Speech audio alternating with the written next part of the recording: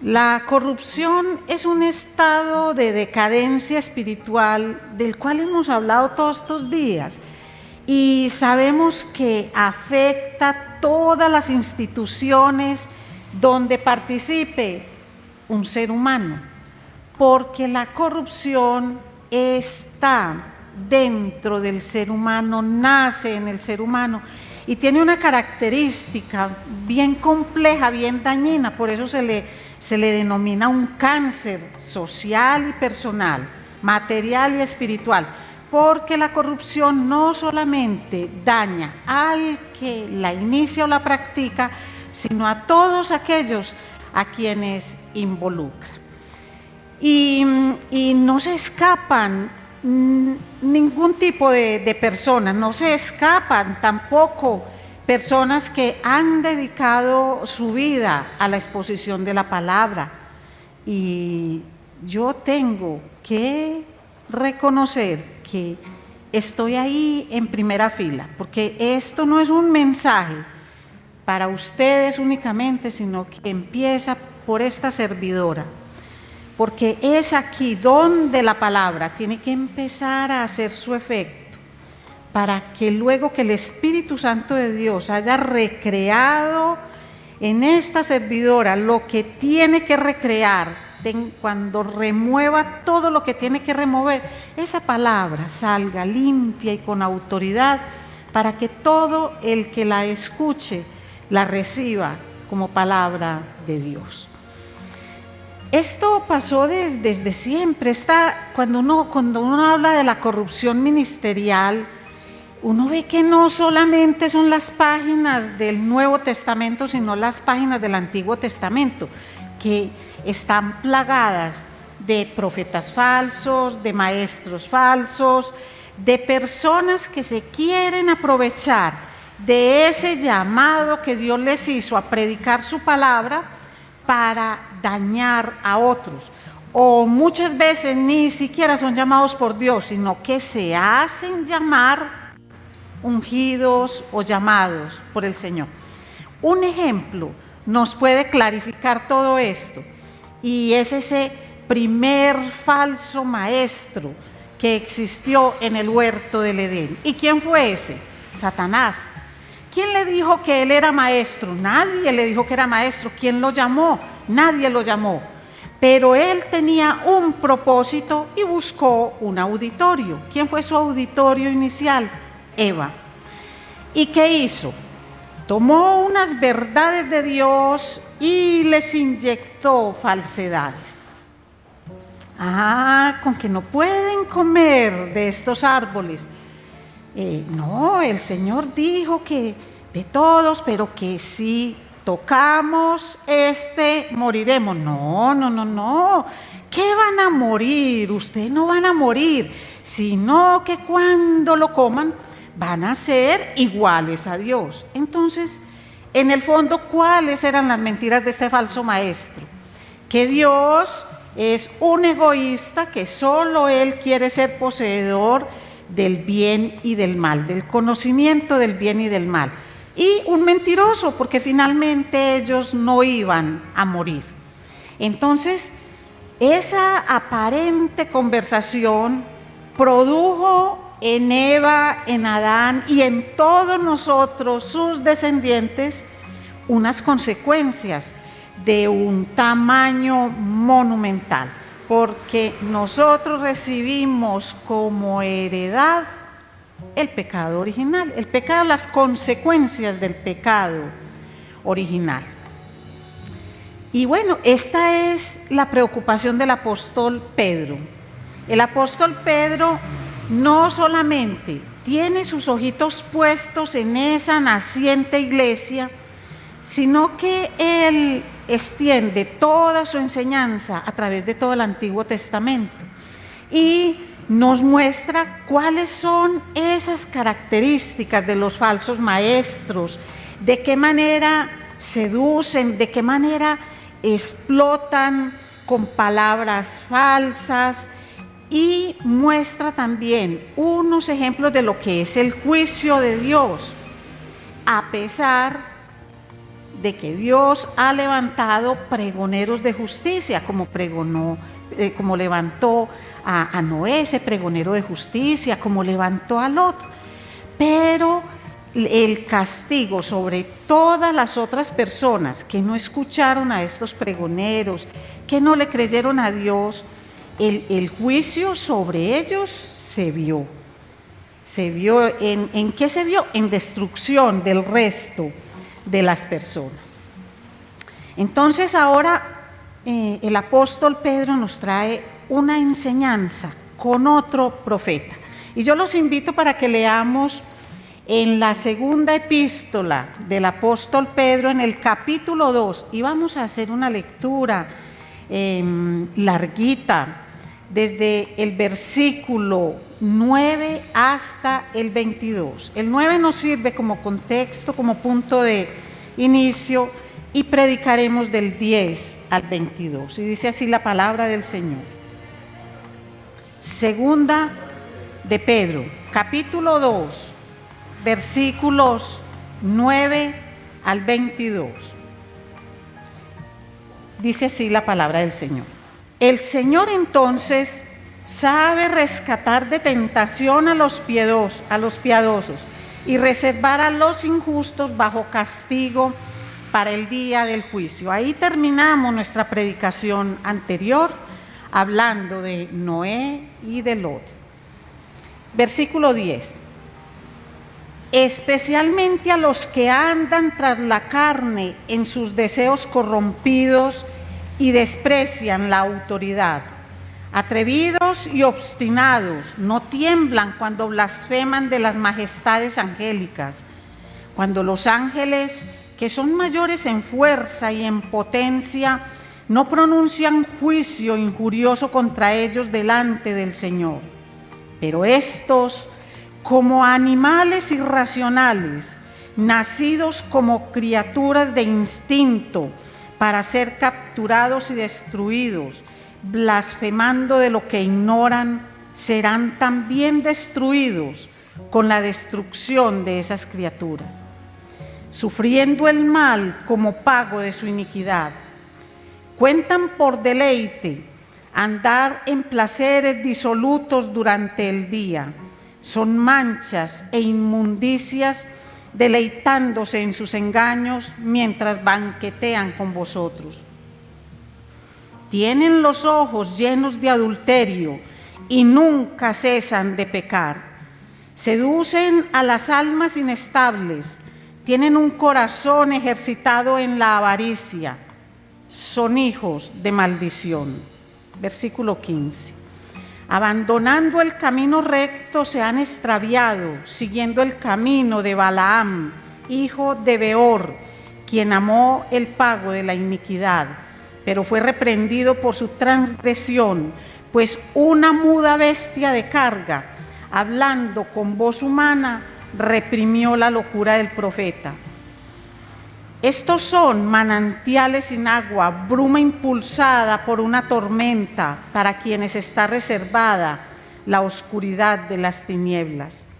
Pues hablando con arrogancia y vanidad, seducen mediante deseos carnales, por sensualidad, a los que hace poco escaparon de los que viven en el error.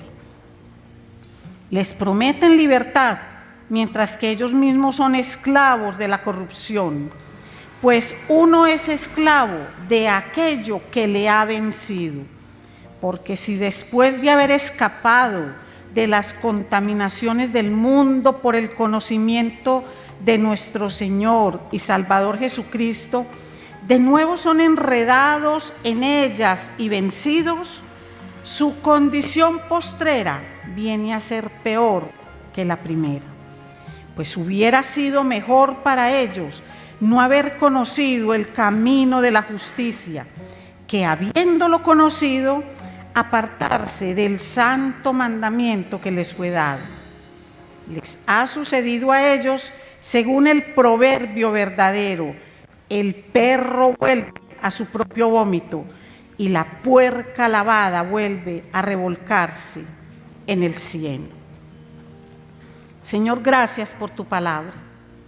Padre, permite que podamos entender, Señor, que no solo son los predicadores aquellos que están llamados a revelar la verdad tuya, Señor, sino todos y cada uno de nosotros los que hemos recibido tu palabra. Ayúdanos a ponerle freno a estos oídos, a frenar esa comezón de oír. Ayúdanos, Señor, a luchar contra el deleite de querer escuchar lo que deseamos y no lo que necesitamos. Te lo pido, mi Señor, en el nombre poderoso de Cristo Jesús, y pido que sea tu Espíritu Santo con esta sierva, Señor, dándole palabra. Permite, Señor, que mi corazón esté volcado en este mensaje, Señor, por amor hacia ti, por gratitud, para honra y gloria de tu nombre. Amén. Entonces miren mis amados, cómo pasa Pedro de hablar de pregoneros de justicia a hablarnos de predicadores esclavos de la corrupción. Entonces vamos a profundizar un poco en esto, en predicadores esclavos de la corrupción. Y el apóstol entrega un ejemplo bien clarito para que esto no se quede en solo palabrería, sino que así como hace uso del Antiguo Testamento para mostrar personas que predicaron no con palabras, porque ni Noé ni Lot tienen en las Escrituras unas grandes predicaciones o que fueran muy elocuentes o muy versados en el trato con la gente. Lo que sí muestra es cómo predicaban con su vida, cómo era su testimonio, ese gran lugar en el que ellos le podían hablar a todos los que le oían. Pero ahorita nos trae un predicador de oficio. En algunas partes de la Escritura habla de un profeta que fue alquilado, que lo alquilaron para ese oficio en ese momento, pero lo cierto es que Balaam ejercía labores de predicador. Y hay una historia que ustedes van a leer en el libro de Números, desde el capítulo 22 hasta el capítulo 25, pero que tiene su desenlace para Balaam en el capítulo 31. Mejor dicho, lean el libro de Números, que tiene unas enseñanzas muy grandes. Pero yo voy a resumir un poco la historia. Cuando los israelitas salieron de Egipto, tuvieron una guerra contra los amorreos y los vencieron. Recordemos que Dios era el Jehová de los ejércitos, el que iba adelante, el que decía cómo libraban la batalla. Entonces, cuando ellos vencen a los amorreos, Balac, el rey de Moab, una de las naciones que se opuso al paso del pueblo de Israel por sus territorios, él sintió miedo porque veía que eran muchos los israelitas. Entonces él sabía que había un profeta llamado Balaam y que él podía prestarse para sus maquinaciones. Entonces lo hizo llamar, mandó a unos príncipes y le ofreció mucho dinero y le dijo: Balac te necesita para que maldigas al pueblo de Israel, porque si tú lo maldices, lo más seguro es que ese pueblo va a caer. Entonces Balaam, no dice la palabra si se dejó deslumbrar en ese momento por todo lo que vio, pero luego sus obras muestran lo que había anidado en su corazón. Entonces él les dijo: pues quédense aquí y yo voy a orar esta noche, a ver Dios qué me dice. Entonces yo quiero que ustedes empiecen a mirar cómo una persona, cuando quiere esconder la mezquindad de su corazón, No dice abiertamente, no, pues ¿cómo se le ocurre que yo voy a maldecir al pueblo del Señor? Eso ni se le ocurra, respete. Y si es muy de este tiempo, entonces reprendo esas palabras, ¿cierto? No, lo que él le dijo es, no, pues yo cómo voy a maldecir a los que Dios bendice, pero ¿sabe qué? Quédense aquí, que yo esta noche, muy juiciosito, voy a orar y Dios me dirá, que Él me diga, yo se los digo. Efectivamente, Dios habló con él y le dijo, pues no vas. Y porque lo que yo bendigo, tú no lo vas a maldecir. Al otro día él les dice, efectivamente, el Señor me dijo que no, entonces vaya y díganle al rey que no, Jehová me dijo que no lo hiciera. Le dijeron a Balac, pues este profeta no va a maldecir al pueblo, porque dice que el Señor no se lo permite. No, pues entonces vayan ustedes que tienen más alto rango, dice Balac el rey, y vamos a ofrecerle mucho más. Lo que pida de mi reino se lo voy a dar, pero yo necesito que maldiga ese pueblo. Y fueron, y él les dijo, pues entonces esperen, yo le vuelvo a orar al Señor, a ver el Señor qué me dice. Vamos a ver el Señor qué me dice. Y el Señor, ¿qué le dijo? No, pero como él le siguió insistiendo, le dijo, entonces anda con ellos, pero haces lo que yo te digo. Cuando iba en el camino, iba en un asna, ahí sentadito, rumbo pues a verse con el rey Balac. Cuando esa asna se detiene en seco, esa asna se volteaba para un lado, aprisionó a Balaam contra un barranco y ante cada acción del asna, Balaam le pegaba y renegaba, hasta que el motivo por el cual el asna estaba tan, digamos, nerviosa, congestionada, porque el asna vio al ángel del Señor. Cuando se habla del ángel del Señor en el Antiguo Testamento, eso es un tipo de Cristo. Y el ángel del Señor se le apareció, pero ¿quién lo vio? El asna. Cuando ya le pegó 3 veces al asna, Dios le dio al asna la posibilidad de hablar con voz humana. ¿Pero por qué me pegas? ¿Acaso no soy yo la misma que siempre te he servido? Y este hombre, en lugar de reflexionar un momentico, era tanta su locura por ir allá y hacer lo que le estaban pidiendo que hiciera para recibir lo que esperaba recibir, que en lugar de reflexionar se pone a pelear con un asna, a discutirle al asna. Entonces se le aclara la visión y ve al ángel de Jehová. Y lo ve que le dice, pero lo que estaba haciendo a través de esta asna es evitando que llegues a cometer esa locura. ¿Cuál locura? La que él tenía en su corazón. Entonces me devuelvo. Todo hipócrita le dice, sí, yo reconozco que peca, entonces me devuelvo. No te devuelvas, pero solo vas a decir lo que yo te diga que digas. Solo abrirás tus labios para pronunciar las palabras que el Señor te dé. Y así llegó Balaam donde Balac y le presentaron el pueblo, hicieron sacrificios, y en 3 ocasiones Balaam, cuando hablaba, solo salían bendiciones para el pueblo. Entonces Balac le dijo, ¿sabe qué? Váyase. Definitivamente aquí no hay nada que hacer con usted, váyase. Porque lo traje a que los maldijeran, y aunque usted me dijo que no podía hacer lo que Dios no le permitía, pues yo conservaba la esperanza que usted se fuera a ganar todo lo que yo le iba a dar, pero su Dios lo que hizo es que usted perdiera la posibilidad de todo lo que iba a ganar. Uno dice, hombre, recobró el sentido.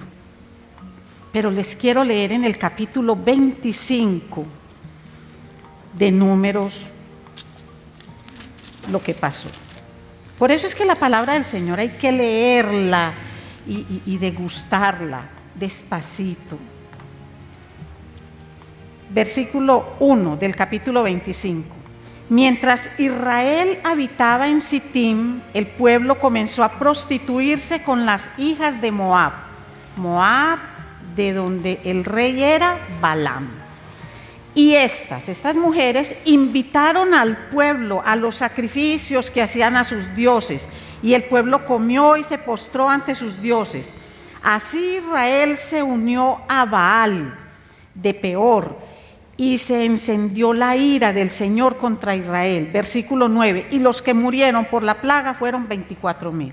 Ya ustedes saben que yo los antojo de Biblia y van a leer todo esto. Entonces, ¿qué pasó? ¿Qué fue lo que pasó ahí? Cuando leemos Apocalipsis 2:14, 1500 años después que eso sucedió, Jesús le dice a la iglesia de Éfeso: pero tengo unas pocas cosas contra ti, que tienes ahí a los que retienen la doctrina de Balaam, que enseñaba a Balac a poner tropiezo ante los hijos de Israel, a comer de cosas sacrificadas a los ídolos y a cometer fornicación. Entonces, vamos a resumir todo esto. ¿Qué fue lo que hizo Balaam? Dijo: pues como yo no puedo maldecir al pueblo, lo que yo sí puedo es decirle a este rey cómo hace para corromper al pueblo. Y como Dios les había dicho, no se unan con las mujeres de los pueblos vecinos, no tengan con ellas relaciones sexuales, ni se casen, ni hagan nada de esto, ni adoren a sus dioses, no se contaminen. Por eso cuando el pueblo pasó a la tierra prometida, la orden del Señor era: acabe con ellos, pero buscando un bien superior, buscando que su pueblo no se contaminara. Entonces miren lo que tramó este hombre: quería engañar a Dios. Eso fue lo que hizo Balaam. Yo no los maldigo, pero venga, yo le digo aquí, pues vea que yo no lo estoy maldiciendo, yo no estoy en nada en contra de lo que dice el Señor, vea que los bendije. Pero vea, si usted les dice a todas las mujeres moabitas que se pongan sensuales y atraigan a estos hombres, ellos van a venir, y cuando ya ellos vengan acá, entonces van a hacerles sacrificios y honor a los dioses de los moabitas, a los Baales. Y Dios ya les ha dicho a ellos que el día que lo hagan, sobre ellos va a venir destrucción y muerte. Y efectivamente, una plaga, 24,000. En un momentico, hasta que ellos hicieron lo que tenían que hacer, y era acabar con todas las mujeres que tuvieran moabitas ahí en el campamento y todo eso. Entonces, ¿de quién? Uno dice, pero ¿y entonces aquí de quién es la culpa? ¿Quién es el corrupto? Todos son corruptos. Miren, Balac es corrupto, el rey, porque le ofreció paga al profeta. Pero el profeta le dio la vuelta a través de engaños para que el pueblo se autodestruyera, para que Dios le mandara el castigo que había prometido para ese pueblo. ¿Y por qué lo hizo? Porque Balaam amó más el premio de la maldad que a Dios. Y esos son los peligros de los falsos predicadores, que son esclavos de la corrupción. Entonces ustedes dirán, pero es que a un falso maestro, ¿quién le paga? ¿Quién le pagó a Satanás? No fue por plata. Bueno, el precio son las almas de los incautos. Pero ¿qué es lo que le pasa a estos falsos maestros? Que hablan palabras infladas y vanas, que no tienen un contenido espiritual verdadero. Pedro dice que aún a Cristo lo niegan en su parte física. Niegan muchas de las cosas de Cristo, su resurrección, cantidad de cosas. Pero hacen mucho más y hacen un daño gigantesco, porque estos falsos maestros prometen libertad cuando ellos mismos son esclavos. Ellos prometen una libertad que nunca en la carne se puede tener. Solamente el Espíritu Santo de Dios, solamente la sangre de Cristo nos puede dar libertad de pecados. Y es que hay algo que no es ni siquiera en lo que Jesús nos da que nosotros podemos encontrar libertad, sino en Jesús mismo. Es en Él mismo en quien nosotros encontramos la libertad. Miren, lo que hacen estos falsos profetas es una burla con las almas que están sedientas de palabra. Una persona llega sedienta, necesitada de la palabra de Dios, y lo que escucha son palabras lisonjeras que lo animan. Y lo único que hacen es seducir a personas que son incautas e inmaduras, porque les ofrecen la libertad. Pero ¿saben algo? Estas personas incautas e inmaduras no solamente se encuentran en las iglesias, afuera la sociedad está llena, porque esa promesa de libertad también se hace en la parte política y social. Ese es el método de los políticos, de los demagogos, que no hacen sino lavarle el cerebro a personas con un montón de promesas que no pueden cumplir. Libertad, libertad en esto, libertad en lo otro, cuando ellos son esclavos. ¿Qué libertad puede ofrecer el que no la tiene? ¿Cómo puedo dar algo yo que no tengo? No puedo hacerlo. Y eso lo hacen los falsos maestros en las iglesias, pero también lo hacen personas que aprovechan esa capacidad y esa influencia que tienen sobre otros para mentir, para engañar, para aprovecharse, porque más aman su propia maldad y su beneficio que lo que aman al otro. Miren, la verdadera libertad es la verdad que provee para el bien. La libertad para el pecado, la libertad para el mal es esclavitud. Es esclavitud. Nada aprisiona tanto a una persona como un vicio. Y algo que aprisione a una persona, eso la hace esclava, porque es una cadena que tiene. Y si ustedes no creen esto y les parece muy exagerado, entonces hablen con un alcohólico, con una persona que reconoce que es alcohólica. Y van a escuchar a esta persona llorar y lamentarse y decir: quiero pero no puedo, quiero pero no puedo. ¿Por qué? Porque el pecado lo tiene dominado, porque el pecado se enseñorea de él, porque el pecado le tiende, lo aprisiona con unas cadenas que no lo dejan mover. Entonces, ¿cómo otro que está en pecado le dice que le ofrece libertad? ¿Libertad de qué? ¿Libertad para que se hunda más en el vicio? Eso no es libertad, eso es esclavitud. Y ese es el peligro de las palabras lisonjeras. Una persona es esclava de aquello que lo domina, y lo dice la palabra. Yo no hago sino leer y transcribir. Una persona es esclava de aquello que lo domina. Y la libertad no es que las personas hagan lo que quieren hacer. Eso no es. Cuando las personas se niegan a seguir a Dios, son esclavos. No basta con decir creo en Dios. El camino al infierno está llenito de personas que en un punto de su vida dicen, es que yo creo en Dios, pero actúo como yo quiero.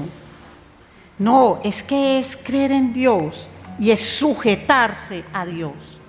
Eso es lo que nos da la libertad, porque solo el Santo, Santo, Santo es capaz de darnos la libertad que esta carne no nos da.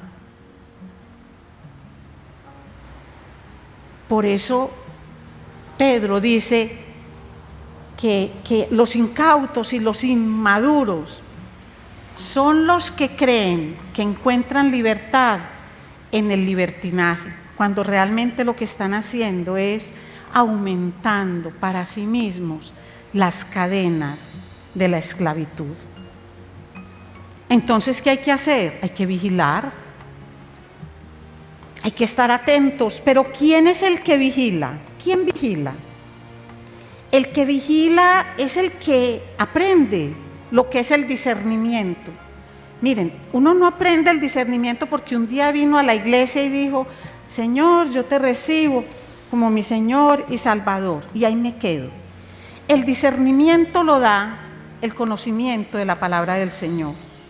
Pero cuando yo la conozco y me dejo sujetar por ella y hago conforme a lo que la palabra dice, entonces encuentro la verdadera libertad. Porque es que la libertad es cuando yo encuentro a mi amo. ¿Y quién es mi amo? El Señor. Cuando ya mi amo no es el mundo, ni es la carne, ni son mis deseos, mis necesidades, mi corazón engañoso, mi mente pervertida, sino que encuentro libertad cuando encuentro a mi amo, cuando encuentro a Jesús. Entonces, eso es lo que nos invita, no solamente que nos invita Pedro, cuando leemos a Jesús, Jesús hablaba de los falsos maestros por toda parte. Hablaba del peligro del engaño.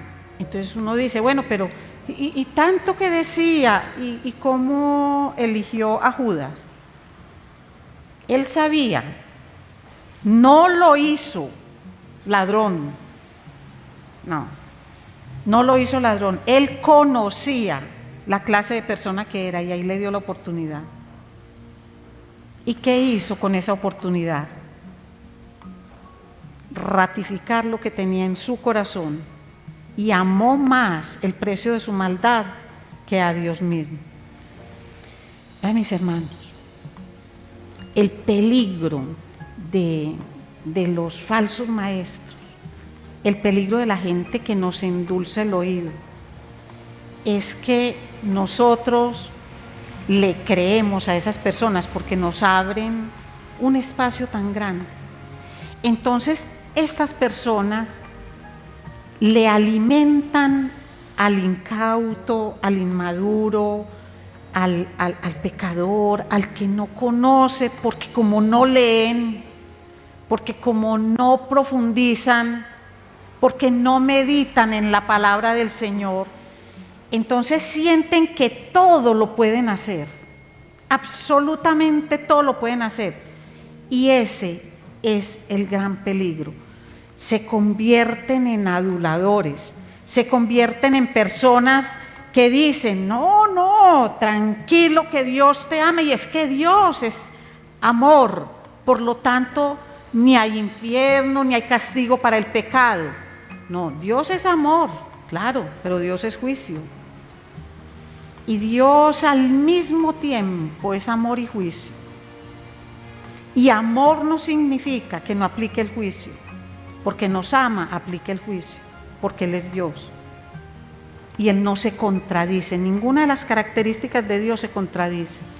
Muy distinto a como somos nosotros, que al mismo tiempo no podemos ser amorosos y justos, sino que o somos lo uno o somos lo otro.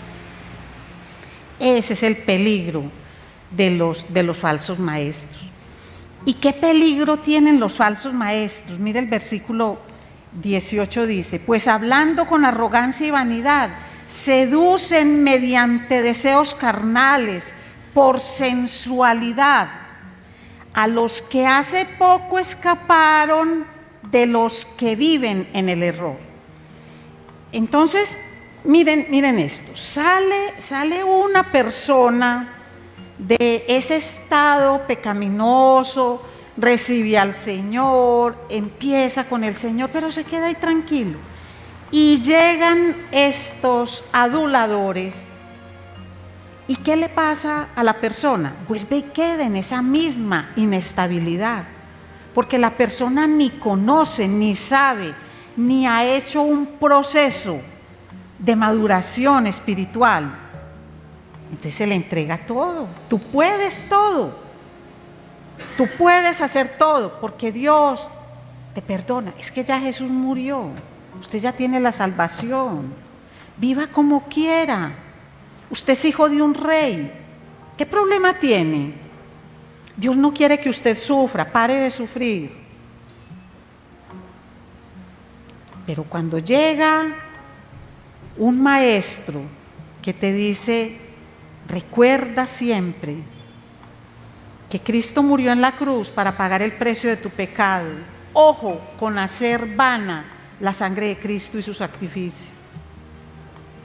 No juegues con la gracia que te fue dada. No juegues con la salvación. Yo no estoy diciendo que se pierde la salvación. Estoy diciendo que no juguetees con el regalo que Dios te dio. No lo botes. Él no te lo quita. No lo botes.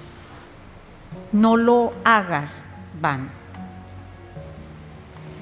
Mis amados, miren, hay personas que se hicieron libres, cristianos, que han escapado de la esclavitud del pecado. Pero a veces, ¿qué pasa?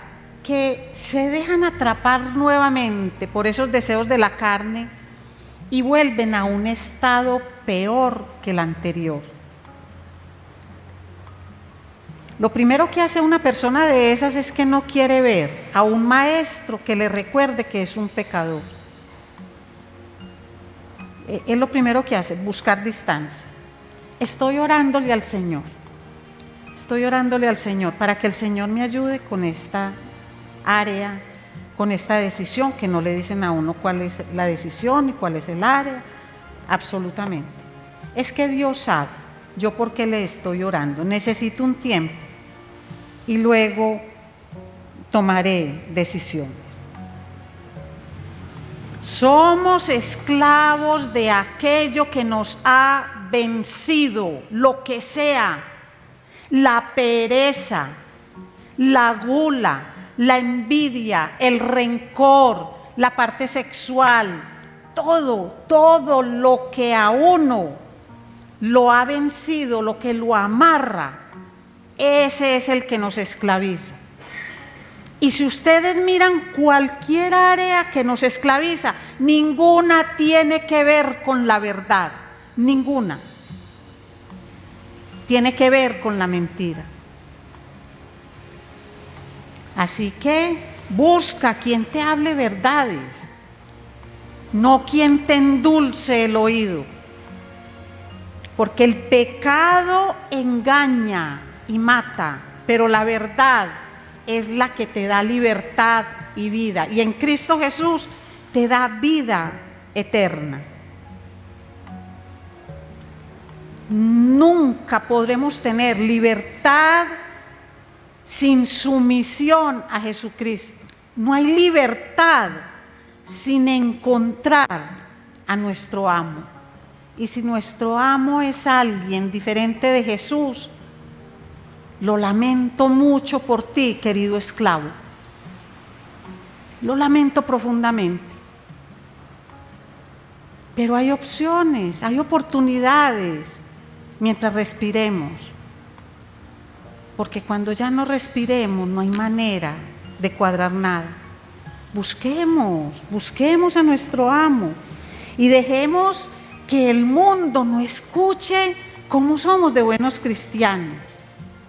Porque es que nosotros no vamos a transformar el mundo, ni desde el púlpito con una predicación, ni ustedes allá afuera predicándole al mundo con palabras. Mostrémosle al mundo los hechos, la vida, las obras de una persona salva, de una persona redimida. Y no redimida por las obras, sino redimida por la sangre de Cristo, pero que por gratitud le da ese brillo especial a esa vida a través de la manera como vive el cristianismo. Eso es lo que nosotros tenemos que hacer. No seamos cristianos, predicadores de corrupción, esclavos de la corrupción, sino que seamos esos pregoneros de la verdad, esos predicadores de la verdad. Y aquí no es para que me miren a mí solamente, sino para que recordemos el mandato del Señor, que le hablemos a otros así como Él nos enseñó. Eso fue lo que Él dijo: vayan por todo el mundo y háblenle a las personas del Evangelio, enséñenles a todos lo que yo les he enseñado y bautícenlos en el nombre del Padre, del Hijo y del Espíritu Santo, y yo estaré con ustedes hasta el fin del mundo. Vamos a ponernos en pie y a darle gracias al Señor.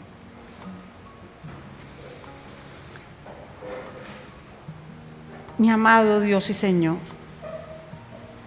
tu palabra es clara y es contundente. Gracias, Señor, por hablar de una manera que nos estruja, que nos conmueve. Gracias, Señor, porque así como decías a tus mismos discípulos, cuando te reclamaban por la dureza de tus palabras, les decías: también si ustedes quieren, pueden irse. Y lo dice el que dio la vida para libertar. Lo dice el único capaz de soltar las ataduras de la esclavitud. Lo dice el que con su sangre lavó el pecado. Padre, ayúdanos a entender. Ayúdanos, Señor, a buscarte. Ayúdanos, Señor, a arrepentirnos y a sujetarnos. Ayúdanos a comprender que la verdadera libertad está en conocerte, que la verdadera libertad está en seguirte, que la verdadera libertad no son las formas, sino que es una persona, porque la libertad es Cristo Jesús. Gracias, mi Dios, mi Señor Creador, por este plan perfecto de salvación.